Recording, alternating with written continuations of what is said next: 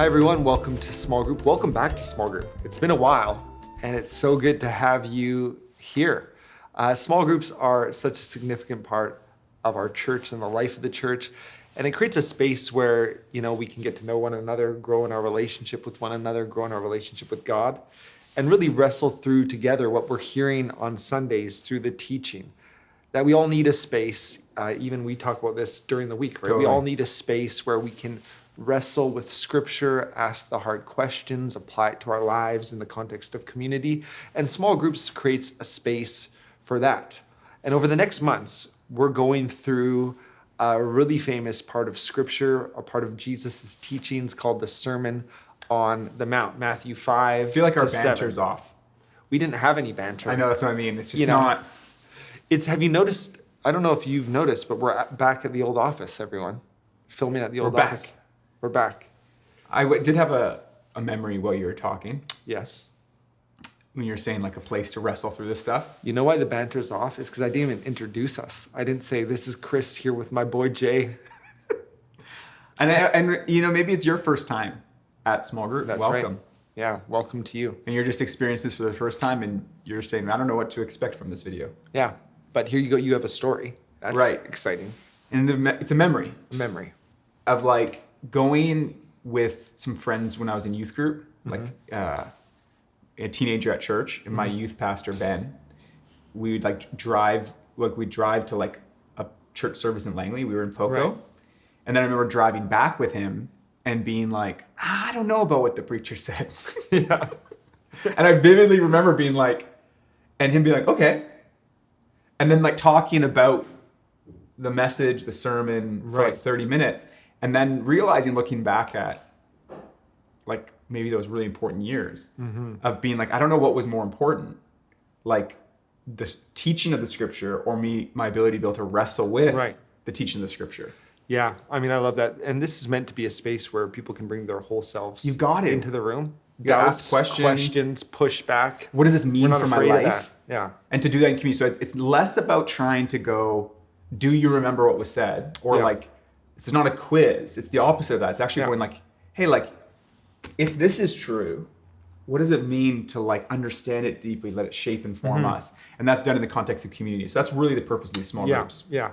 And so as I mentioned earlier, we're doing a chunk of scripture called the Sermon on the Mount. And tonight is going to be a lot about just immersing yourself in the text. We're not doing a lot of commentary on the sermons or anything like that, but more just diving into the entirety of the Sermon on the Mount. So Sermon on the Mount is in the book of Matthew, the Gospel of Matthew. Matthew is all about the life and teaching of Jesus. And in chapters 5 through 7, you've got the Sermon on the Mount. What's interesting about the book of Matthew, one of the best ways to understand the book of Matthew is Matthew has actually 5 sermons. And this is the first one. Is it the first one? First one. This is the first one. And it's the one that are like, there's probably the most quotes from Jesus that feel familiar, that are kind of like in the cultural zeitgeist. You hear it around. And this is the source material for it. Things like love your enemies, the golden rule, those things, that's all here. And in the very well-known Harry Potter series, the last book, The Deathly Hallows, right at the start, when you open it, there is Jesus saying, where your treasure is, your heart will be also. Really? Yeah, J.K. Rowling's. One of my favorite things that you sometimes do is get J and G's wrong. So you call G.K. Chesterton, you'll often call him J.K. Chesterton. You've corrected me so many times. So I was hoping that when you were going to say J.K. Rowling's, you were going to say G.K. Rowling's, but you didn't. No, I didn't. But I was hoping for it. I got it right internally. So we got the Sermon on the Mount. It's familiar to some. Maybe you heard bits and pieces. For some, it might be brand new. And on Sunday, Daryl gave a little bit of like preamble and outro, but primarily what he did was read the whole Sermon on the Mount. And he had this line, he's like, this is the best sermon you'll ever hear. And he could say that because he was doing Jesus' sermon. Yeah, that was his opening line. It was so good. And it worked. And there's something about that. It reminded me of, I did this project a while ago called Alpha, a youth series for youth groups to use, particularly for people who don't know God, who aren't part of the church, so they can invite their friends. And so me and a bunch of friends were traveling around the world, barely getting much sleep, trying to do it on a budget, but we were trying to go like film in creative places. So we wanted to film about who is Jesus in Israel. So we went to the place where they believe this was taught. It's like called now the Mount of Beatitudes. It's near the Sea of Galilee. And we're trying to drive and our car breaks down. So it's so hot. Yeah. We have so much gear. And then also like we wanted to do the series in such a way where like outfits matched. So my outfit was like super It toasty. was a plaid It was shirt. horrible. It was a plaid shirt. We're cooking And you hot. buttoned it up. I noticed It was that you buttoned it up real right to the high. top. Not right to the top, but it was a higher second button. Okay. And anyways, the car breaks down and we need to find a place to film. We start hiking the mountain with and we had the double backpacks going because we had all this gear. And Ben, who is the co-host, he just unprompted puts his Bible on top of his backpack like this and then reads the whole Sermon on the Mount as we were hiking up and down the Mount of Beatitudes where they believe Jesus first preached the Sermon on the Mount. And so I kind of like at first like a bit frustrated because it just seemed like just an aggravating moment.